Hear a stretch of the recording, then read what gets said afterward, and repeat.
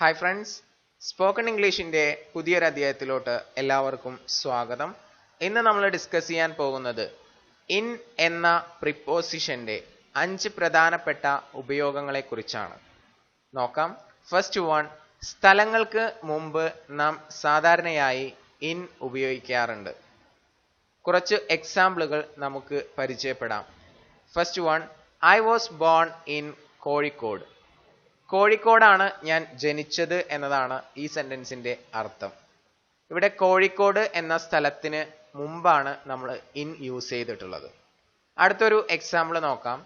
The prime minister was in Kerala last week.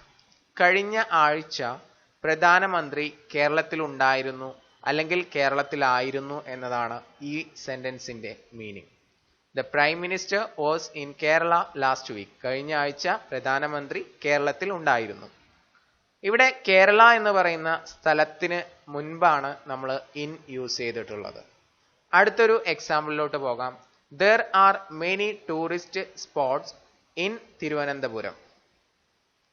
Thiruvananthapuram എന്നുള്ളത് ഒരു place ആയതുകൊണ്ട് അതിന്റെ മുമ്പിൽ നമ്മൾ ഇൻ യൂസ് ചെയ്തു. ഈ സെന്റൻസിന്റെ മീനിങ് തിരുവനന്തപുരത്ത് ഒരുപാട് ടൂറിസ്റ്റ് സ്പോട്ടുകൾ ഉണ്ട് എന്നതാണ്. There are many tourist spots in Thiruvananthapuram. അടുത്തൊരു സെന്റൻസ് നോക്കാം. My brother was in Saudi 4 years ago.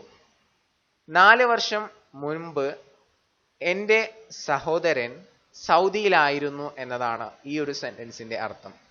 ഇവിടെ നിങ്ങൾ ശ്രദ്ധിക്കേണ്ടത് ഇൻ എന്നുള്ളതിന്റെ ഉപയോഗമാണ്. സൗദി എന്നുള്ള സ്ഥലത്തിന് മുമ്പായിട്ട് നമ്മൾ ഇൻ യൂസ് ചെയ്തു. My brother was in Saudi 4 years ago. 4 വർഷം മുമ്പ് എൻ്റെ ബ്രദർ സൗദിയിലായിരുന്നു. Next one, Taj Mahal is in Agra. ഇവിടെ ആഗ്ര എന്നുള്ള ആ സ്ഥലത്തിന് മുമ്പായിട്ട് നമ്മൾ ഇൻ യൂസ് ചെയ്തു. താജ്മഹൽ ആഗ്രയിലാണ് എന്നുള്ളതാണ് താജ്മഹൽ ഈസ് ഇൻ ആഗ്ര എന്ന് പറഞ്ഞു കഴിഞ്ഞാൽ അർത്ഥം. ഇനി ഇൻ എന്ന പ്രിപ്പോസിഷന്റെ രണ്ടാമത്തെ ഉപയോഗം എന്താണ് എന്നുള്ളത് നമുക്കൊന്ന് നോക്കാം. വർഷങ്ങൾക്ക് മുമ്പ് ഇൻ യൂസ് ചെയ്യാറുണ്ട്. എക്സാമ്പിൾ നോക്കാം. The British left India in 1947. 1947 എന്നതിന്റെ മുമ്പായിട്ട് ഇൻ യൂസ് ചെയ്തിട്ടുണ്ട്. ശ്രദ്ധിക്കുക, വർഷത്തിന് മുമ്പ് ഇൻ യൂസ് ചെയ്യാം. ഈ സെന്റൻസിന്റെ അർത്ഥം The British left India in 1947. ബ്രിട്ടീഷുകാർ ഇന്ത്യ വിട്ടത് 1947 എന്നതാണ്. അടുത്ത sentence, Indira Gandhi declared emergency in 1975. 1975 Indira Gandhi അടിയന്തരാവസ്ഥ പ്രഖ്യാപിച്ചത്. ഇന്ദിരാഗാന്ധി അടിയന്തരാവസ്ഥ പ്രഖ്യാപിച്ചത് 1975. ഇവിടെയും വർഷത്തിന് മുമ്പാണ് നമ്മൾ ഇൻ യൂസ് ചെയ്തിട്ടുള്ളത്. അടുത്തൊരു സെന്റൻസ് പരിശോധിക്കാം. The first world war started in 1914 and ended in 1918. ആദ്യത്തെ യുദ്ധം, ആദ്യ മഹായുദ്ധം നടന്നത് 1914 തുടങ്ങിയത്, സ്റ്റാർട്ടഡ് എന്നാണ്. അവസാനിച്ചത് 1918 എന്നതാണ്. ഇവിടെ 2 വർഷം പറഞ്ഞ സമയത്തും ഏത് പ്രിപ്പോസിഷൻ ആണ് നമ്മൾ ഉപയോഗിച്ചിട്ടുള്ളത്? ഇൻ എന്നുള്ള പ്രിപ്പോസിഷൻ ആണ് ഉപയോഗിച്ചിട്ടുള്ളത്. അപ്പോൾ വർഷങ്ങൾക്ക് മുമ്പ് ഇൻ ഉപയോഗിക്കണം എന്നുള്ളത് ഓർത്ത് വെക്കുക. അടുത്തൊരു സെന്റൻസ് നോക്കാം. The second world war began in 1939 and ended in 1944. രണ്ടാം ലോക മഹായുദ്ധം തുടങ്ങിയത് 1939. അത് അവസാനിച്ചത് 1944. ഇവിടെയും വർഷങ്ങൾ ഉപയോഗിച്ച സമയത്ത് അതിന് മുമ്പായിട്ട് ഇൻ യൂസ് ചെയ്തിട്ടുണ്ട്. അടുത്തൊരു sentence, Mother Teresa died in 1997. 1997 ഇപ്പൊ ഈയിടെയാണ്. 1997 മദർ തെരേസ മരണപ്പെട്ടത് എന്നുള്ളതാണ് ഈ സെന്റൻസിന്റെ അർത്ഥം. ഇവിടെയും വർഷം സൂചിപ്പിച്ച സമയത്ത് ഇൻ യൂസ് ചെയ്തു. അപ്പോൾ 2 ഉപയോഗങ്ങളാണ് നമ്മളിപ്പോൾ പഠിച്ചത്. അടുത്ത ഒരു ഉപയോഗം ഏതാണ് എന്നുള്ളത് നമുക്കൊന്ന് നോക്കാം. മാസങ്ങളുടെ പേരുകൾക്ക് മുമ്പ് സാധാരണ ഇൻ യൂസ് ചെയ്യാറുണ്ട്. നോക്കാം. Example, my sister will marry him in December. എന്റെ സഹോദരി അദ്ദേഹത്തെ കല്യാണം കഴിക്കും. ഇൻ ഡിസംബർ, ഡിസംബർ മാസത്തിൽ.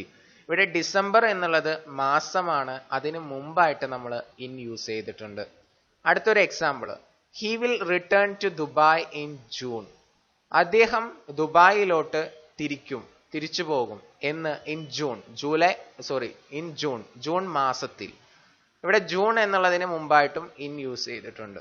അദ്ദേഹം ജൂൺ മാസത്തിൽ ദുബായിലോട്ട് തിരിച്ചു പോകും എന്നതാണ് ഈ സെന്റൻസിന്റെ അർത്ഥം. He will return to Dubai in June. അടുത്ത എക്സാമ്പിൾ നോക്കിക്കേ. My uncle came home. എന്റെ അമ്മാവൻ വീട്ടിലോട്ട് വന്നു. ലാസ്റ്റ് ഡിസംബർ എന്ന് പറഞ്ഞാൽ കഴിഞ്ഞ ഡിസംബർ മാസത്തിൽ എന്റെ അമ്മാവൻ എന്റെ വീട്ടിൽ വന്നിരുന്നു എന്നതാണ് ഈ സെന്റൻസിന്റെ അർത്ഥം. My uncle came home last December. ഇവിടെ നമുക്ക് ഇൻ എന്നുള്ളത് കാണാനില്ല ഡിസംബർ എന്നതിന് മുമ്പായിട്ട്.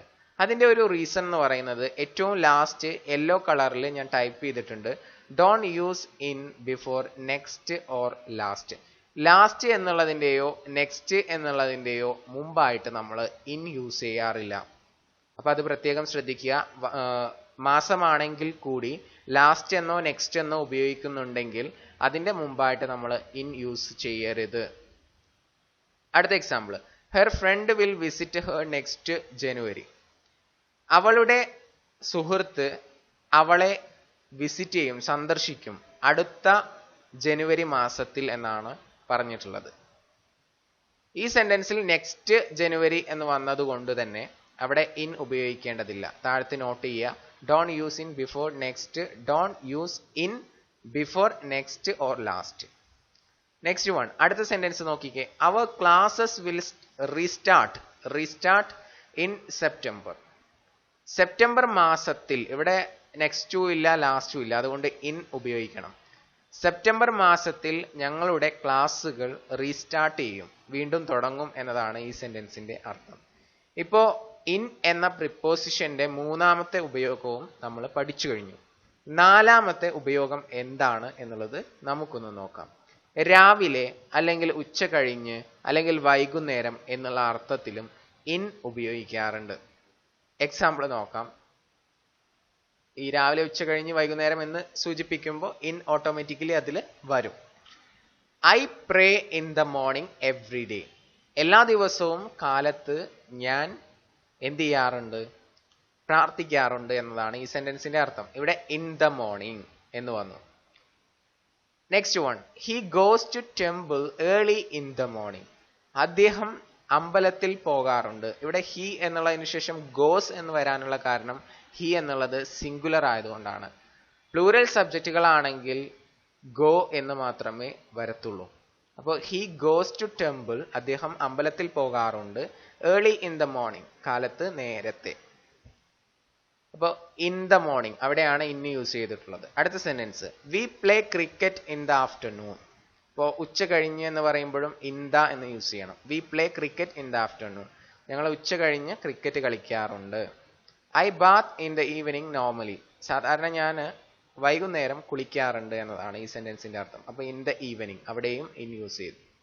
Next sentence, my father returns from the office at 6 o'clock in the evening. വൈകുന്നേരം 6 മണിക്കാണ് എൻ്റെ അച്ഛൻ ഓഫീസിൽ നിന്നും തിരിച്ചു വരാറുള്ളത്. My father returns from the office at 6 o'clock in the evening. ഇവിടെ ഇൻ ദ ഈവനിങ് എന്നാണ് ഉപയോഗിച്ചിട്ടുള്ളത്. വൈകുന്നേരം എന്ന പ്രയോഗത്തിൽ ഇൻ ഉപയോഗിക്കാം നമുക്ക്. ഇപ്പൊ രാവിലെ, ഉച്ച കഴിഞ്ഞ്, വൈകുന്നേരം എന്നിവ സെന്റൻസുകളിൽ ഉപയോഗിക്കുന്ന സമയത്ത് നമ്മൾ ഇൻ എന്നുള്ളത് മസ്റ്റായിട്ടും ഉപയോഗിക്കണം എന്നുകൂടി നമുക്ക് മനസ്സിലായി. ഇപ്പൊ 4 ഉപയോഗങ്ങൾ പഠിച്ചു. 5ാമത്തെ ഒരു ഉപയോഗം കൂടി ഏതാണ് എന്നുള്ളത് നമുക്ക് നോക്കാം. ഇൽ എന്ന അർത്ഥത്തിൽ ഉപയോഗിക്കാറുണ്ട്. For example, his father is the manager in A factory. അദ്ദേഹത്തിന്റെ അച്ഛൻ ഒരു ഫാക്ടറിയിലെ മാനേജറാണ്. ഇൻ എ ഫാക്ടറി, ഫാക്ടറിയിൽ എന്ന അർത്ഥത്തിൽ, ഇൽ എന്ന അർത്ഥത്തിലാണ് അവിടെ ഉപയോഗിച്ചിട്ടുള്ളത്. അടുത്ത example, there are many lions in the forest. In the forest, ഫോറസ്റ്റിൽ, കാട്ടിൽ എന്നുള്ള അർത്ഥമാണ്. ദർ ആർ മെനി ലയൺസ്, ഒരുപാട് സിംഹങ്ങളുണ്ട്. ഇൻ ദ ഫോറസ്റ്റ്, കാട്ടിൽ. അടുത്ത sentence, she is admitted in hospital. അവൾ ഹോസ്പിറ്റലിൽ അഡ്മിറ്റ് ആണ്. ഹോസ്പിറ്റലിൽ അഡ്മിറ്റ് ആണ് എന്നത്. She is admitted in hospital. Next sentence. My sister is studying in an English medium school. എൻ്റെ സഹോദരി പഠിക്കുന്നത് ഒരു ഇംഗ്ലീഷ് മീഡിയം സ്കൂളിൽ. എന്നുള്ള അർത്ഥത്തിലാണ് അവിടെ ഉപയോഗിച്ചിട്ടുള്ളത്. സ്കൂളിൽ ആണ്. My sister is studying in an English medium school. അടുത്ത സെന്റൻസ് നോക്കിക്കേ. The president is in America these days. President ഈ ദിവസങ്ങളിൽ എവിടെയാണ്? അമേരിക്കയിൽ ആണ്. അമേരിക്കയിൽ, ഇൻ അമേരിക്ക എന്ന് ഉപയോഗിച്ചു. അപ്പൊ എന്നുള്ള അർത്ഥത്തിൽ എന്ത് യൂസ് ചെയ്യാറുണ്ട്?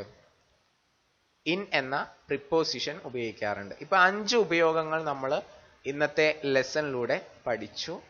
ഇൻ എന്ന പ്രിപ്പോസിഷന്റെ ഒരു അഡ്വാൻസ്ഡ് ക്ലാസ് ആയിരുന്നു ഇന്ന് നമ്മൾ ഡിസ്കസ് ചെയ്തിട്ടുണ്ടായിരുന്നത്. തീർച്ചയായിട്ടും നിങ്ങൾക്ക് എല്ലാവർക്കും പ്രിപ്പോസിഷൻ ഇൻ എന്നുള്ളത് എവിടെ ഉപയോഗിക്കണം എന്നുള്ള വ്യക്തമായിട്ടുള്ള ഒരു ഐഡിയ കിട്ടിക്കാണുമെന്ന് വിചാരിക്കുന്നു. ഇത് എല്ലാവരെയും കൺഫ്യൂസ്ഡ് ആക്കുന്ന ഒരു പ്രിപ്പോസിഷൻ ആയതുകൊണ്ട് തന്നെ മാക്സിമം ആളുകളിലോട്ട് നിങ്ങൾ ഇത് ഷെയർ ചെയ്യുക. എൻ്റെ യൂട്യൂബ് ചാനൽ നിങ്ങൾ ഇതുവരെ സബ്സ്ക്രൈബ് ചെയ്തിട്ടില്ല എങ്കിൽ ഇപ്പോൾ തന്നെ സബ്സ്ക്രൈബ് ചെയ്യുക. നിങ്ങളുടെ വിലയേറിയ അഭിപ്രായങ്ങൾ താഴെ കമൻ്റായിട്ട് രേഖപ്പെടുത്തുക. ഇഷ്ടപ്പെട്ടാൽ ലൈക്ക് ചെയ്യുക. Anyway, thank you so much for watching my lessons.